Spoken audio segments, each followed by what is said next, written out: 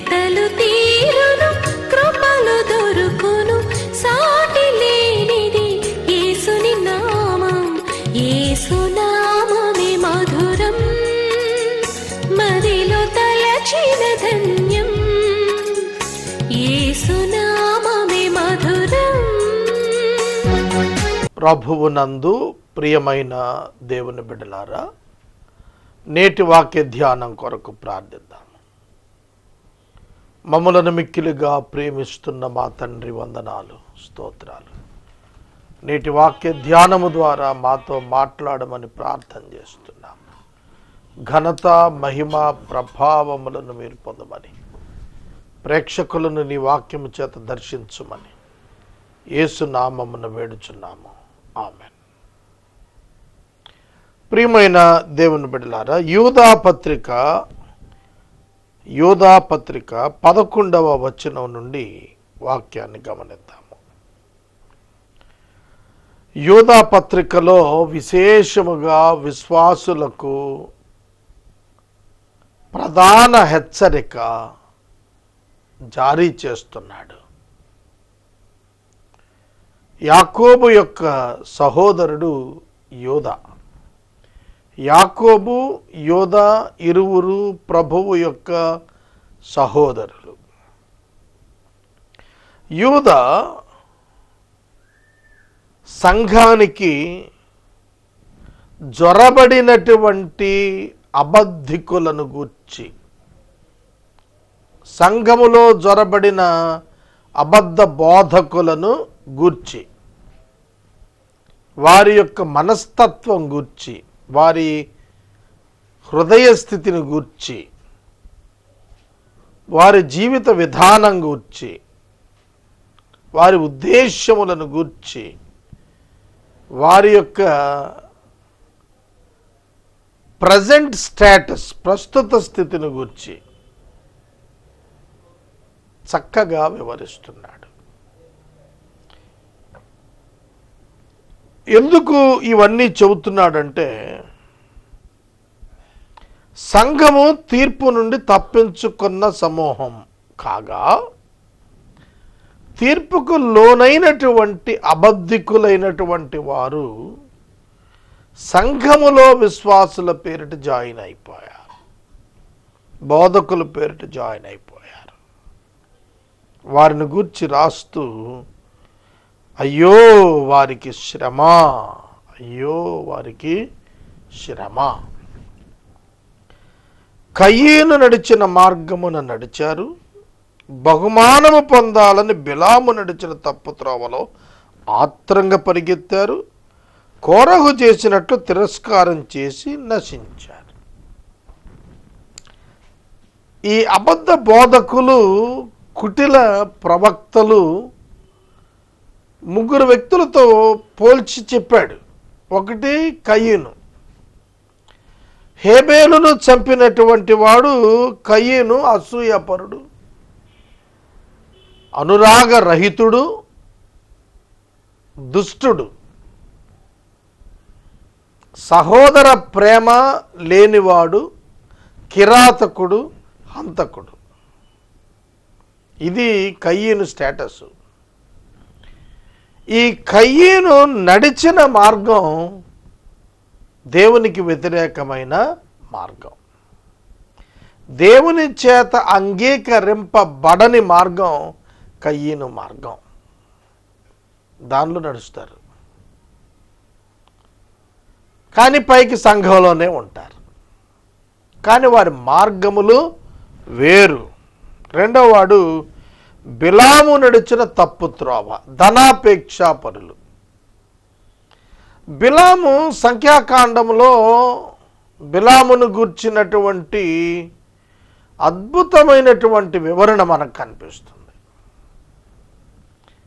బిలామును బాలాకు అనేటువంటి రాజు, మోయాబీయుడు, ఇజ్రాయేలీయులు ఆ యాత్రలో, అరణ్య యాత్రలో పోతుంటే శపించటానికి పిలిచాడు. మోయాబీయులు సంపూర్ణ విగ్రహారాధికులు. బిలాము మోయాబీయులకు ప్రవక్తగా వెళ్ళాడు. ఇతడు అన్యుడు, ఇజ్రాయేలీయుడు కాదు. కానీ యెహోవా పేరిట తన యొక్క వాక్కులు చెబుతున్నాడు. దేవుడు కూడా అతనితో మాట్లాడాడు. అపార్ట్ ఫ్రమ్ ఇజ్రాయేల్, ఇజ్రాయేలుకు వెలుపటున్న ప్రవక్త వీడు, వెలుపటున్న ప్రవక్త. ఇంకా వీరు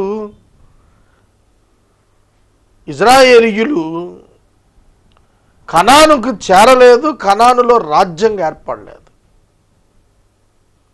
రాజ్యముగా ఏర్పడిన తరువాత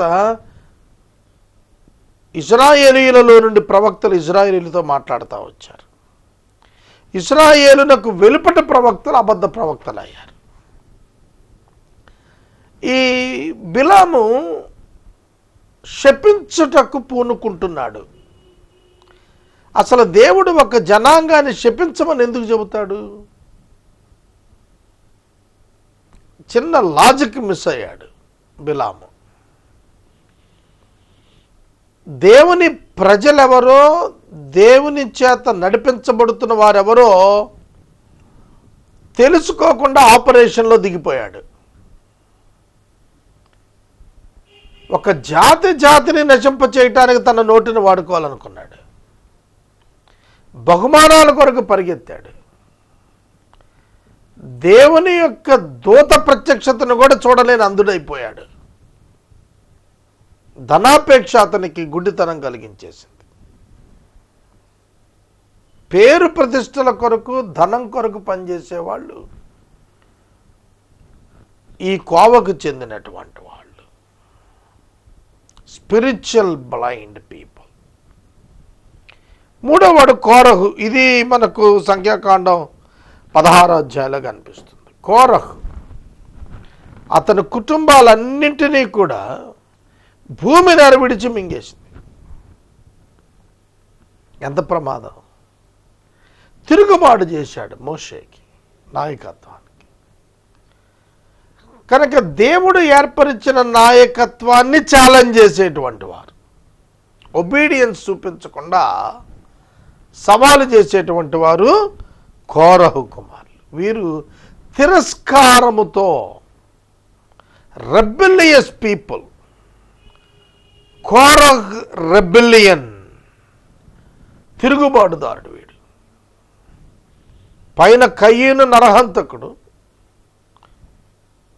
బిలాము ధనాపేక్షపరుడు, కోరహు తిరుగుబాటుదారుడు. ఈ 3 లక్షణాలు దైవ సంబంధమైనవి కాదు. కానీ వీళ్ళు ఎక్కడుండిపోయారట? వీళ్ళకి అసలు భయం లేదు. సంఘంలో ఉన్నారు, నిర్భయంగా సంచరిస్తున్నారు, సుభోజనము చేయొచ్చు, లాట్స్ సప్పర్ తీసుకుంటున్నారు, తమ్మును తామే పోషించుకుంటున్నారు, taking the money from the church. సంఘము నుండి డబ్బు తీసుకుంటున్నారు. ప్రేమ విందులలో దొంగ మెట్టలుగా ఉన్నారు. తమకు చెందని విందులో పాలు పొందిన వారుగా ఉన్నారు. గాలి చేత ఇటు అటు కొట్టుకుని పోవు నీరు లేని మేఘంలాగా ఉన్నారు. మేఘంలో నీరుంటేనే ప్రయోజనం. నిర్జల మేఘం, నీరు లేని మేఘం నిష్ప్రయోజనం. దేనికి మేఘం? వర్షం ఇవ్వటానికి మేఘం కావాలి. నీరు లేని మేఘం ఊరికే ఆకాశంలో కమ్మి వెళ్ళిపోతూ ఉంటుంది. ఉన్నాను అన్నట్టుగా ఉంటుంది, కానీ ప్రయోజనం ఉండదు దానివల్ల. ఇవాళ అటువంటి పోర్ట్ఫోలియో అధికారులు ఎంతోమంది ఉన్నారు. ఎంతోమంది క్రైస్తవ్యంలో పేర్లు పెట్టుకొని పనిచేయని వారు ఉన్నారు. ఎన్ని సంస్థలు ఎన్ని ఆధిక్యతలు ప్రకటిస్తున్నాయో వాటన్నిటిని చంకలో పెట్టుకుంటాడు, తల వెనక్కి తిప్పి వెళ్ళిపోతుంటాడు.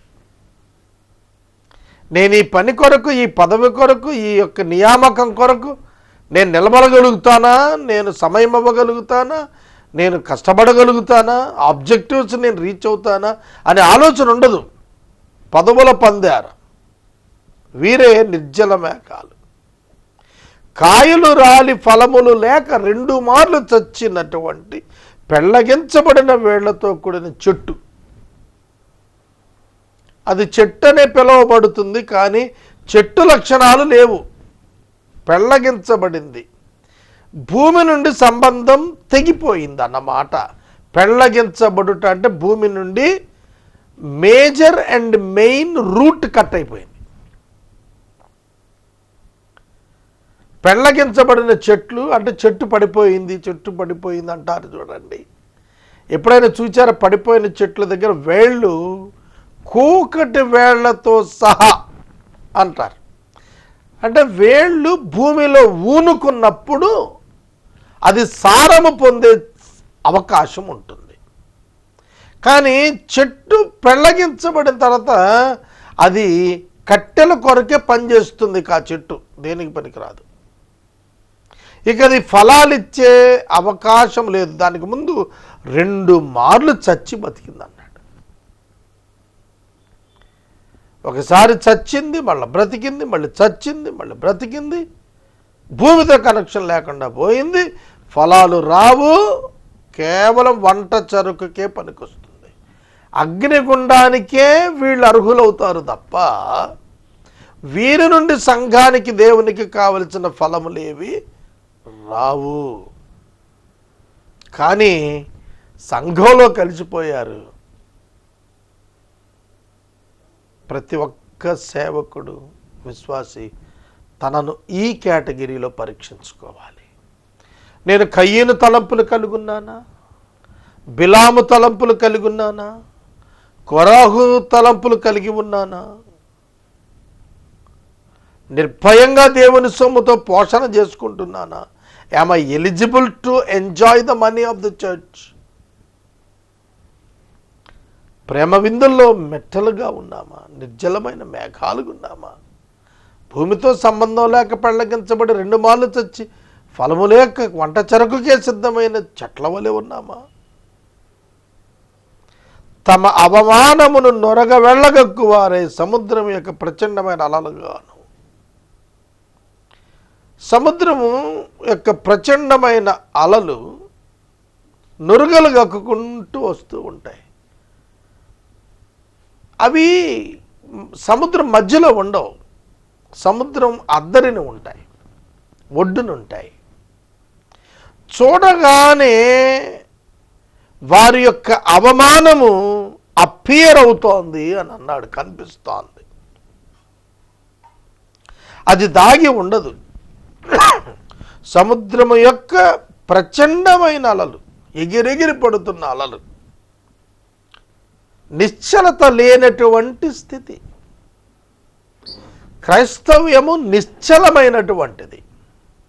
సముద్రం మధ్యలో నీరు కదలక ఎట్లా ఉంటుందో స్టేబుల్గా అట్లా ఉండటం క్రిస్టియానిటీ.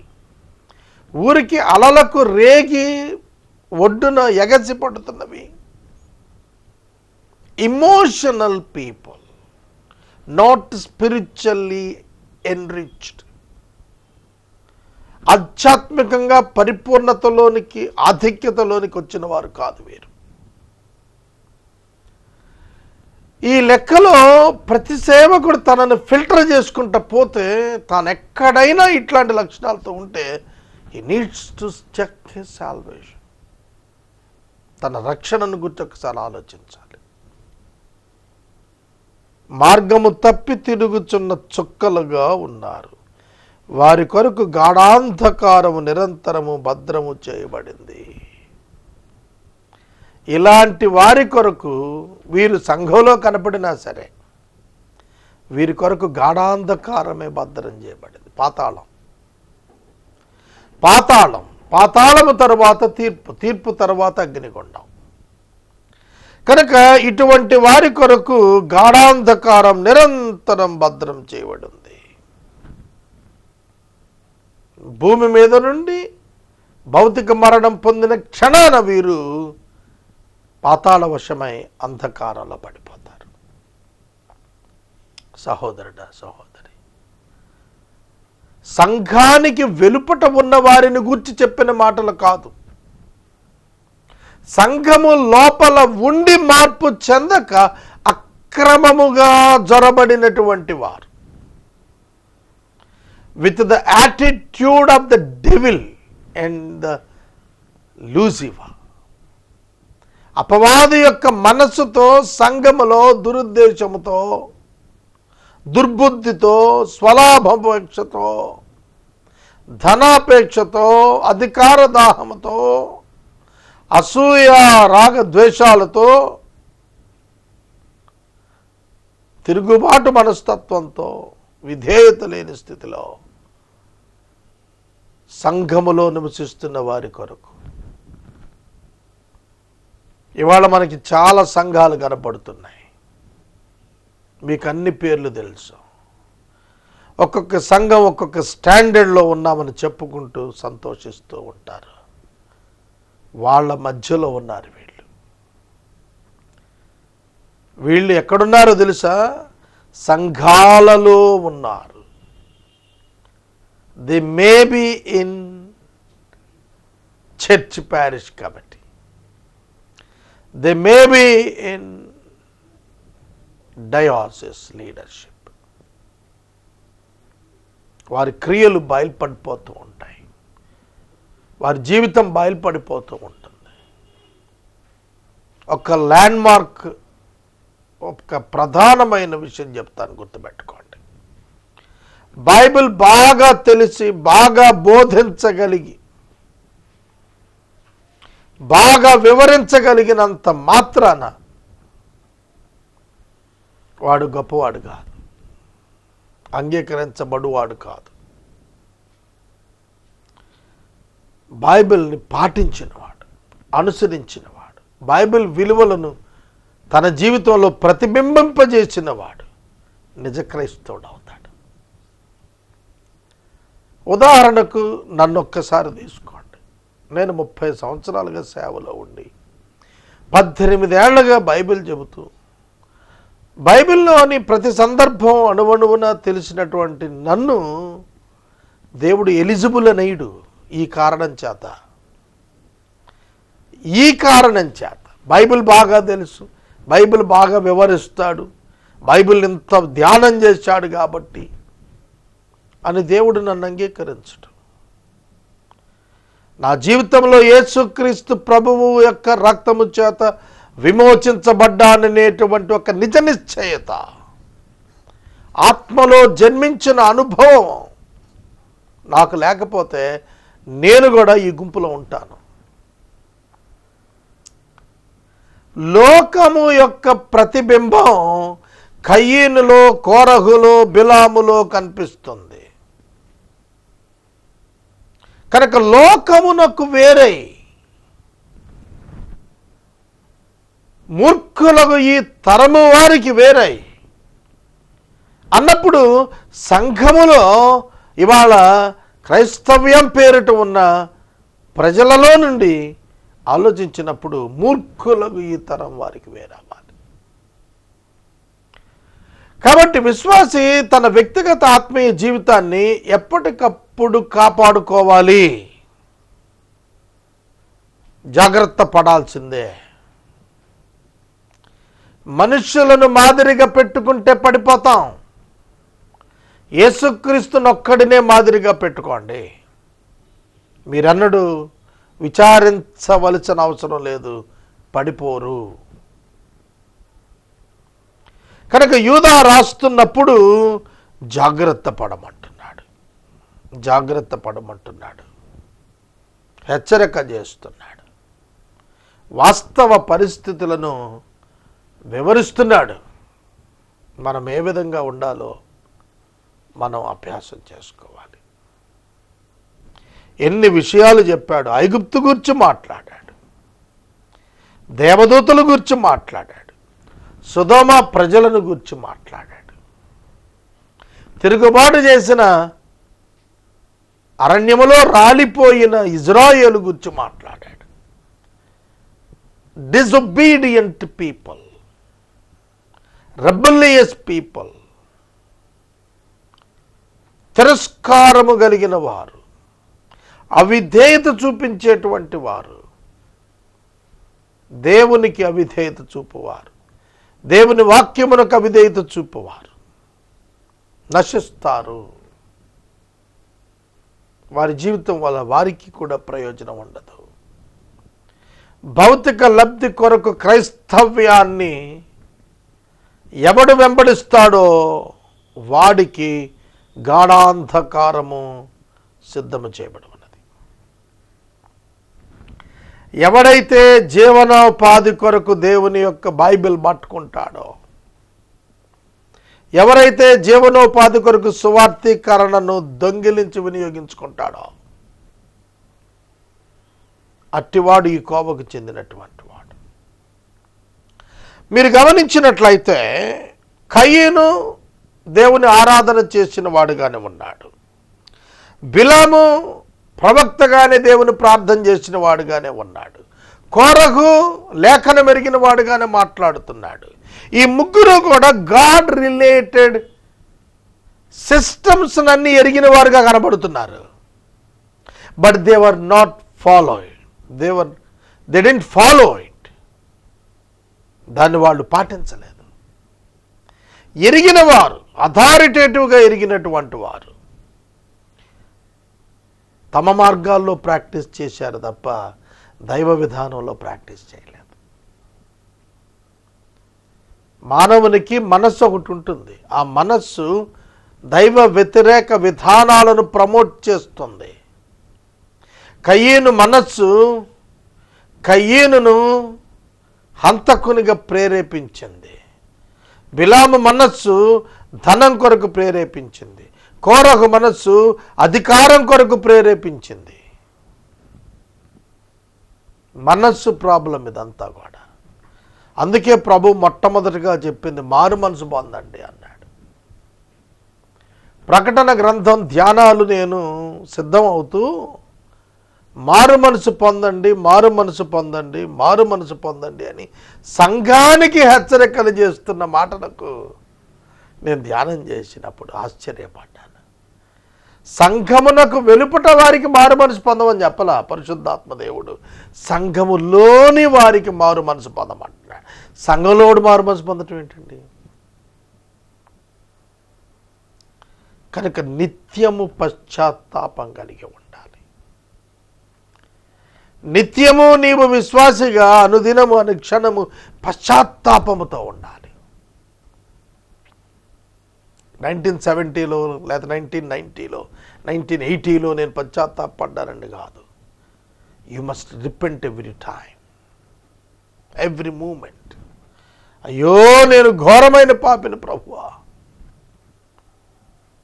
ఎంతగా నీవు దేవునికి సమీపంగా వస్తావో అంతగా నీలోని లోపాలను నీవు తెలుసుకుంటావు, నీలోని పాపాన్ని నువ్వు గుర్తెరగగలుగుతావు, నీలో దేవునికి ఇష్టం లేని దాన్ని నువ్వు గ్రహించగలుగుతావు. అందుకే నీవు దేవునికి సమీపంగా రావాలి. ఆయన మహోన్నతమైనటువంటి వెలుగుకు నీవు సమీపంగా రావాలి. 90వ సంకీర్తనలో మోషే అంటాడు, దేవా నీ ముఖ కాంతిలో మా రహస్య పాపాలు కనిపిస్తున్నాయి. నీ ముఖ కాంతిలో మా రహస్య పాపాలు కనిపిస్తున్నాయి. జక్కయ్య ఇంటికి యేసుక్రీస్తు వెళ్ళినప్పుడు బోధ చేయలేదు. జక్కయ్య యేసు ముఖాన్ని చూచినప్పుడు తన పాపము తనకు జ్ఞప్తికి వచ్చింది. దాన్ని విడిచిపెట్టాడు, కనికరం పొందాడు. యేసు ఎంతో ఆనందపడ్డాడు. యేసు జక్కయ్య ఇంట ఏ బోధ చేయలేదు, కానీ ఆయన ముఖకాంతి జక్కయ్యను అతని పాపమును ఒప్పింపజేసింది. కనుక ప్రభువైన యేసు క్రీస్తుతో సరి అయినటువంటి సంబంధము విశ్వాసము ద్వారా లేకుండా మతపరమైన సంబంధము చేత జీవనోపాధి కొరకై మారు మనసు లేక జీవిస్తున్న ప్రతి ఒక్కరూ శిక్షకు అర్హులే అనేది ఇక్కడ దైవజనుడు రాస్తున్నటువంటి సత్యంగా మనం గుర్తెరగాలి. ఇక 14వ వచనము నుండి మనం చదువుకున్నప్పుడు దీనిలో 14-15 వచనాలలో ఆదాము మొదలు 7వ వాడైన హనోకు కూడా వీరిని గూర్చి ప్రవచించి ఇట్లన్నాడు, ఇదిగో అందరికీ తీర్పు తీర్చుటకును వారిలో భక్తిహీనులందరూ భక్తిహీనముగా చేసిన వారి భక్తిహీన క్రియలన్నింటిని గురించి, భక్తిహీనులైన పాపులు తమకు విరోధముగా చెప్పిన కఠినమైన మాటల గురించి వారిని ఒప్పించుటకు ప్రభువు వేల పరిశుద్ధుల పరివారముతో వచ్చును. వారు తమ దురాశ చొప్పులు నడుస్తూ లాభము నిమిత్తం మనుషులను కొనియాడచ్చు. సణుగువారిని తమ గతిని గూర్చి నిందించుకుని వారిని అయినారు. వారి నోరు డంబమైన మాటలు పలుకును. ఇది కొంచెం ఎక్కువ ఎక్స్ప్లెనేషన్ కావాలి. హనోకు ప్రవచనం. హనోకు 365 సంవత్సరాలు దేవునితో నడిచెను. దేవుడు అతనిని కొనిపోగా అతడు లేకపోయెను. దేవునితో నడిచిన అనుభవం కలిగిన వాడు. దానిని మనం ఏ విధంగా వర్ణించుకోగలుగుతాం? ప్రార్థన, వాక్య ధ్యానము, విధేయత, దేవుని వాక్యము చొప్పున నడిచేటువంటి జీవితం, నీతియుక్తమైన బ్రతుకు, పాపమునకు దూరముగా ఉండిన జీవితం, లోకము చేత ద్వేషించబడినటువంటి జీవితం, సాక్షార్థమైన జీవితం, ఇవన్నీ లెక్కెట్టుకోవచ్చు మన హనోకులో. హనోకు కూడా ప్రవచనం చెప్పాడట. అందరికీ తీర్పు తీర్చుటకు, భక్తిహీనులకు, భక్తిహీనతగా చేసిన వారికి, వారి క్రియలకు చాలా వివరణ ఇచ్చాడు. రేపటి దినవిధి ధ్యానిద్దాము, ప్రార్థన చేసుకుందాం. తలలు వంచండి, ప్రార్థనలో ఏకీభవించండి. ప్రకటన గ్రంథం ప్రారంభించాలి. ఎపిసోడ్ సహకారులు చాలా కొదువుకున్నారు. తదుపరి మిషన్ కంటిన్యూ చేయటానికి చాలా అవసరతలు ఉన్నవి. వీటన్నింటి కొరకు మీరు ప్రార్థించాలి. ప్రార్థనే విజయము. ప్రార్థన. మమ్మలను మిక్కిలిగా ప్రేమిస్తున్న తండ్రి, వందనాలు, స్తోత్రాలు. మాటతో కాక క్రియలో మా బ్రతుకులుండుటకు చేయము. విన్న వాక్యము మాలో పదిలపరచుము. యేసు నామమున వేడుచున్నాము, ఆమేన్. తండ్రి అయిన దేవుని ప్రేమ, కుమారుడైన యేసుక్రీస్తు వారి యొక్క కృప, పరిశుద్ధాత్మ దేవుని యొక్క అన్యోన్య సహవాసము సదాకాలం మనందరికీ తోడైనగాక, ఆమేన్.